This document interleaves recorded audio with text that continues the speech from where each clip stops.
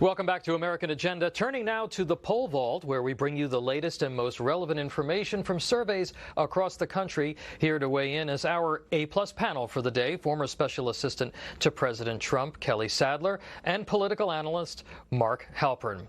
Before we get into the polls, Kelly, I really want to start off with you. You worked with Kellyanne Conway at the White House. She has announced that she is going to be leaving the administration. Your thoughts on her departure?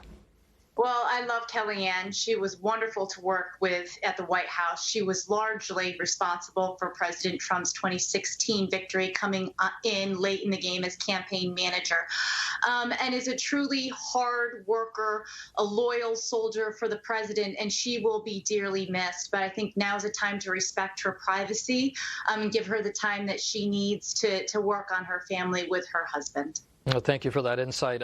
A new poll from YouGov and CBS News is showing that 35% of voters believe America is better off today than 4 years ago, and 65% say they do not feel that the country is better off. Out of those answering yes, 75% of respondents are Republicans. Now, Kelly, I'm going to start with you. We all know that old line from Reagan, are you better off today than you were 4 years ago? Is that a number that the Trump campaign really needs to be concerned about?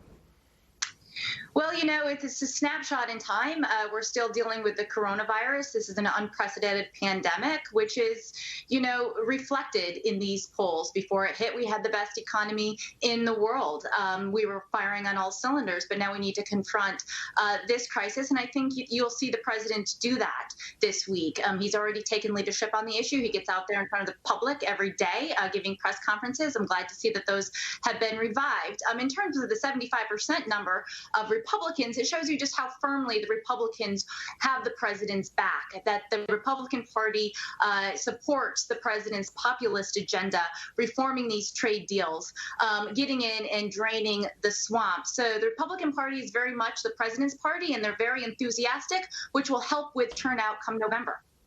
Looking into it a little bit more, Republicans who answered yes to that question were asked then why they felt that way. 82% said it's because of their confidence in the president. 70% cited the economy and Democrats not being in power as reasons, and 64% said personal finances. Mark, you talk to a lot of people, and to Kelly's point, she says, well, we're dealing with coronavirus, so obviously that skews people's opinions. But do you think that the Trump campaign will be able to sort of separate the here and now from what was and the great economy that was, and say to people, look, I'm as a president, we're better prepared to take that economy forward?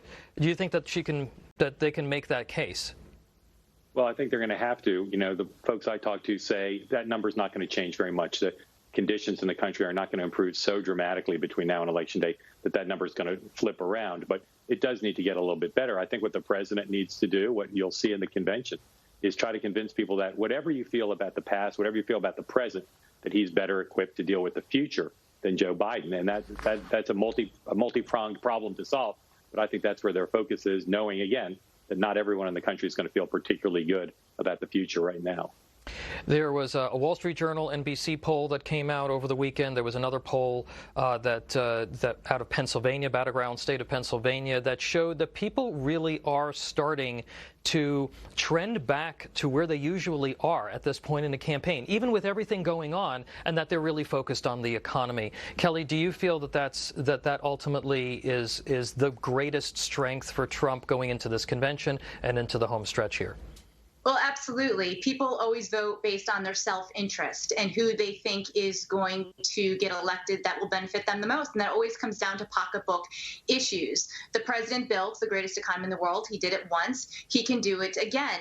His agenda of renegotiating trade deals, energy independence, the deregulatory agenda that he has imposed, as well as tax cuts, not tax raises, which Joe Biden is putting forth.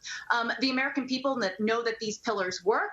They've worked for them once. We're going through an unprecedented pandemic. The economy is at the state because we had to shut it down for 2 months. People understand that. They do not blame the president. It's all about who has the policy proposals to move us forward and to move us back where we were and better than where we were. And that's the president. Mark, 35% of registered voters believe the condition of the national economy is good. According to this poll, 61% say it's bad. And of those that answered good, 67% are Republicans. I found this so curious that we see this partisan divide on this issue. What do you make about that? Well, Tom, it's incredible. There's almost no question you could ask, do you like baseball or football, would probably produce a Republican-Democrat split, too. That's the nature of our polarized country right now. I think, Kelly's absolutely right. The president's not going to win this election without having Republicans really supportive of him, and he's got great support amongst Republicans. The key for him on that side is getting people to turn out. Again, the economy might get better before the fall, but it's not going to get so much better. I think that people's perceptions are going to be that they want the exact economy that they have at that point. The president's got to argue, and the polls suggest he's got a lead here, that he'd be better equipped to handle the economy going forward, not just for Republicans, but for more moderate centrists, some independents, maybe some Democrats as well. Yeah, he's got to broaden that base. 44% of voters in the recent survey believe that recent attention to discrimination is too much. 32% say not enough. 24% say that it's about right.